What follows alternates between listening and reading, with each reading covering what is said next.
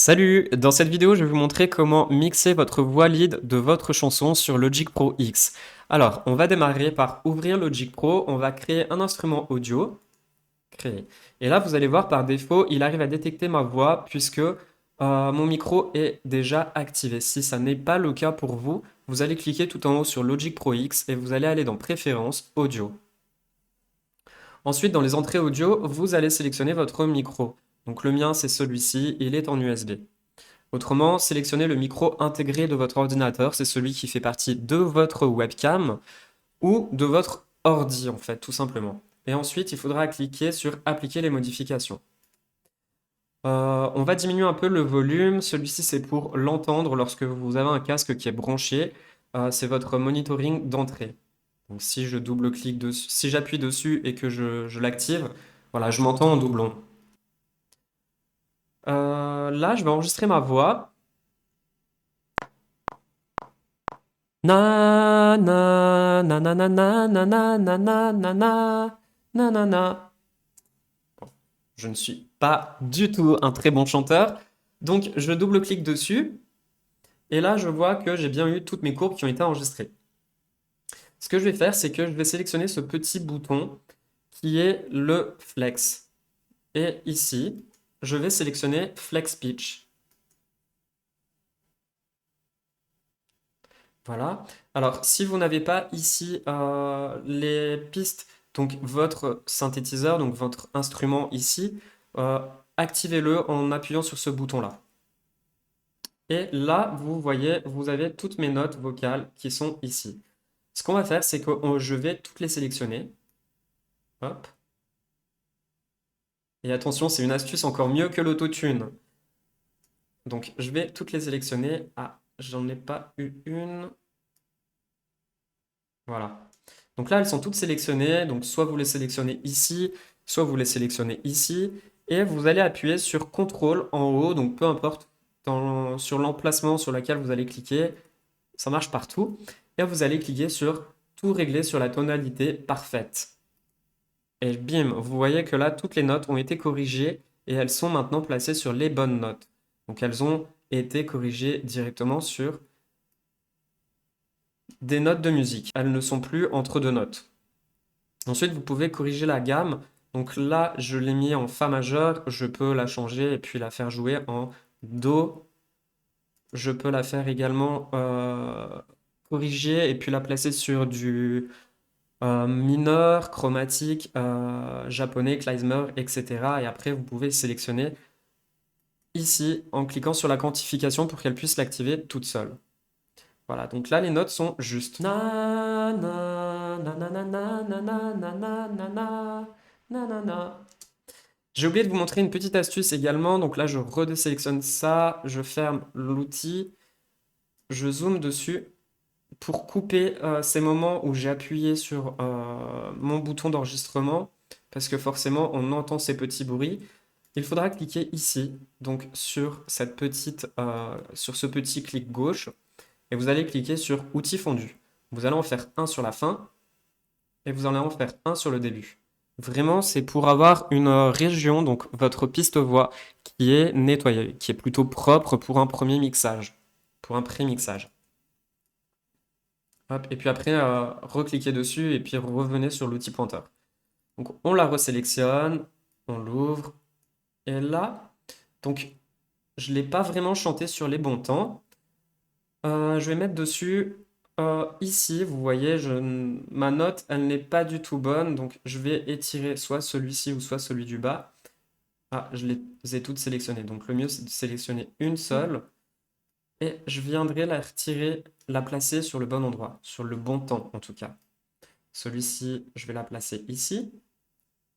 Vraiment, je le fais à la va-vite pour que ce tutoriel puisse être assez rapide pour vous. Prenez du temps pour tester, pour vous amuser. Vraiment, euh, c'est comme ça que vous comprendrez et que vous arriverez beaucoup plus facilement à le faire vous-même. Donc là, celui-ci, je vais le placer là. Celui-là, je vais la placer ici. Celle-ci, je vais la placer là. Celle-ci, je vais la placer ici. Celle-ci, eh ben, elle sera là. Et celle-ci, elle sera là. Voilà. On écoute? Na na na na na na na na na na na na na na na. Donc là, logiquement, je suis placé sur les bons temps. Euh, Ce qu'il faut prendre en compte, c'est que si vous souhaitez également donner un effet un peu robotique, comme l'autotune peut le faire, ici, vous allez sélectionner toutes vos notes et vous allez sélectionner, donc ici, vous avez plusieurs boutons. Là, vous avez le pitch drift. Celui-ci, c'est... Bon, je vais déjà en sélectionner une. Je sélectionne celle-ci. Et là, le pitch drift, en fait, c'est le début de chacune des notes. Si je le monte, voilà, la note partira, commencera vers le haut. Na, na. Là, elle part vers le bas, enfin, elle commence par le bas. Et vraiment, c'est pour faire un effet de fondu entre chacune des notes. En dessous, vous avez le gain. Si par exemple, là, je l'avais chanté un peu trop fort, je peux le diminuer un peu, cette note-là en tout cas. Le fin pitch, il vous servira de avoir, donc il vous permettra de mettre la note euh, sur entre deux notes pour donner cet effet un peu plus naturel et pas vraiment artificiel. Ensuite, on a le pitch drift ici, c'est exactement pareil. C'est exactement le même que celui de l'entrée, sauf que celui-ci, c'est sur la sortie. Et le formant, c'est hop, pour me faire chanter dans le grave ou dans l'aigu. Na. Voilà, donc là, je le remets à 0 ou dans les hauts. Na. Ça vous donnera des petits effets assez cool à tester sur des notes vocales en tout cas. Et comme je vous disais tout à l'heure, si vous souhaitez donner cet effet un peu robotique, comme l'autotune peut nous faire avoir, ce que je vous conseille, c'est de sélectionner toutes vos notes et ici, le vibrato, ne pas le mettre à 100%, mais le mettre à 0. Hop. Voilà. Ici, tout à l'heure, j'avais modifié le pitch. Je vais le remonter. Je vais le remettre à 0. Et on écoute. Na na na na na na na na na na na na na na. Donc ça donne un petit effet un peu robotique. C'est assez cool en tout cas. Et voilà, donc en tout cas, concernant ces corrections de notes, si vous avez par exemple une note que vous souhaitez, celle-ci, je ne les ai pas jouées je les ai pas chantées assez hautes, donc je peux corriger cette note, je peux la monter. Comme je l'ai fait en Do majeur, vous savez que la gamme du Do majeur, c'est celle où il y a uniquement les notes blanches et pas les notes noires. Donc voilà, par exemple, si je le monte et puis que je le place sur une note noire, il ne voudra pas. Il me la passera pour me la monter à celle du dessus. Donc ça, c'est extrêmement pratique pour corriger manuellement ces notes.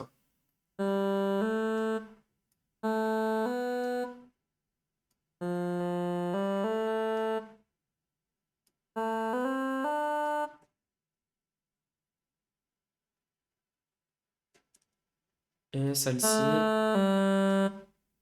Celle-ci.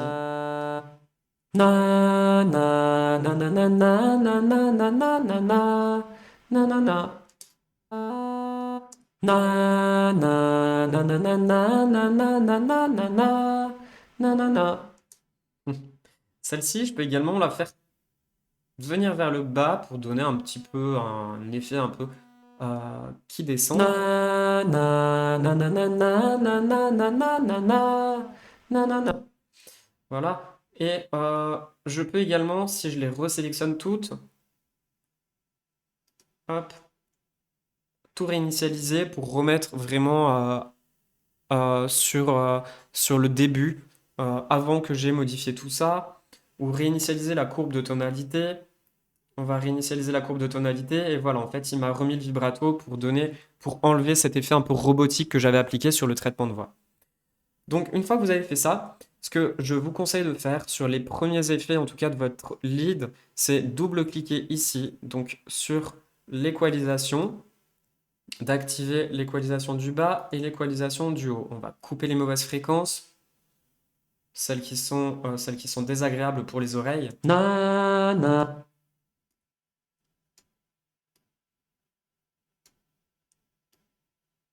Na na na na na na na na na na na na na na na na na. vraiment na na na na na na na na na na na na.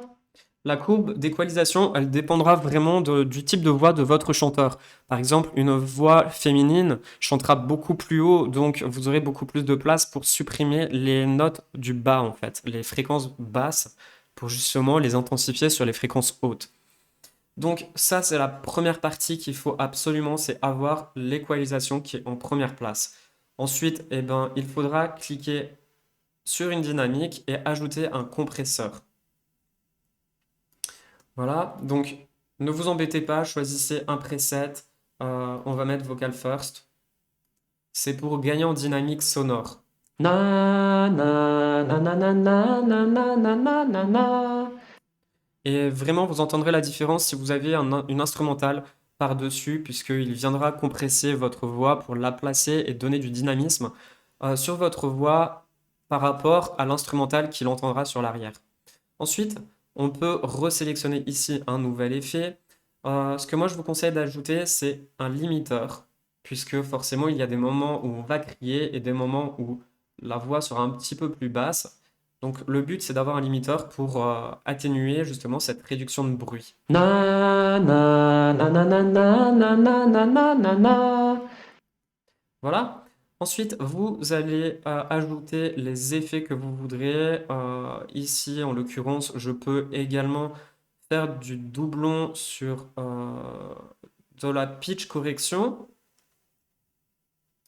Hop, je choisis un scale majeur et c'était un C majeur, exactement comme sur les notes vocales. Je vais mettre un petit détune. Na na na na na na na na na na na na na na. Ça, c'est vraiment un effet un peu rap ou même très, très cool en tout cas. C'est un effet autotune, c'est ce qui est extrêmement utilisé en ce moment dans toutes les musiques. Vous pouvez également ajouter ici un noise gate pour supprimer cette partie-là. Par exemple, ici, j'avais un blanc. Donc, c'est pour réduire le blanc qui a été mis sur cet emplacement-là. On va l'écouter. Na na na na na na na na na na na na na na na. En fait, il viendra à supprimer ces petits blancs et réduire également l'intensité qu'il y a entre les deux pour supprimer tous ces blancs qu'il a pu enregistrer et détecter lors de votre enregistrement si vous n'êtes pas dans une pièce insonorisée. Voilà, et puis après, ajoutez vraiment ce que vous voulez en effet, c'est assez cool. Moi, en tout cas, concernant la prise lead, ce que je fais également généralement, c'est que je l'envoie ici. Donc, je clique sur Envoi et je le sélectionne dans un bus. Je mets un bus délai. Je sélectionne un autre bus qui est un bus euh, reverb. Donc, le premier, c'est le délai. Vous l'avez ici sur le côté. Je l'ai activé, donc je l'ai renommé juste avant d'enregistrer cette vidéo. Et puis j'avais choisi une réverbération euh, qui était celle-ci. Donc j'avais cliqué sur cet emplacement, reverb, chroma reverb, et je l'ai choisi de le faire passer du mono au stéréo. Hop, j'ai double-cliqué dessus, et j'avais choisi cette reverb qui était plutôt cool. Emotional Piano Space, même si c'est pas forcément la meilleure pour une voix. Donc, ensuite, on augmente ici le volume, on le met à fond. Et pour avoir cet effet, on appuie sur le dosage ici. Donc on appuie sur Alt, on le met à 0. Et puis vous pouvez le monter, le mettre un petit peu moins fort ou fort. Et puis ici, donc sur la réverbération, sur l'écho, j'avais sélectionné, hop là, le délai et j'avais appliqué un écho. On va le mettre, je vais pas vraiment le mettre très fort, l'écho et la reverb non plus. Na na na na na na na na na na na na. Et en fait, vous jouez sur le niveau volume, sur le volume de votre effet en tournant ce bouton. Na na na na na na na na na na na. En fait, c'est ce qui s'appelle jouer sur des pistes fantômes. Donc les effets de votre voix, donc généralement ce sont les effets qui traitent les équalisations, donc les équalisations, les réverbérations, pas les équalisations, pardon, les réverbérations et puis les délais, donc les échos. C'est vraiment des pistes qu'on utilise pour des pistes fantômes. Et ben voilà, en tout cas concernant ce petit traitement de voix lead. J'espère que ce petit tutoriel vous aura plu. N'hésitez pas à me mettre des pouces bleus si vous avez apprécié ce tutoriel et puis à vous abonner sur cette chaîne. J'y partage également une vidéo par jour avec un tutoriel très simple pour toutes les personnes qui débutent sur le Jig Pro. Si vous avez des questions, n'hésitez pas à me les poser dans les commentaires. Peut-être que j'ai oublié de répondre à... voilà, merci à vous d'avoir regardé cette vidéo. C'était Anto. Salut!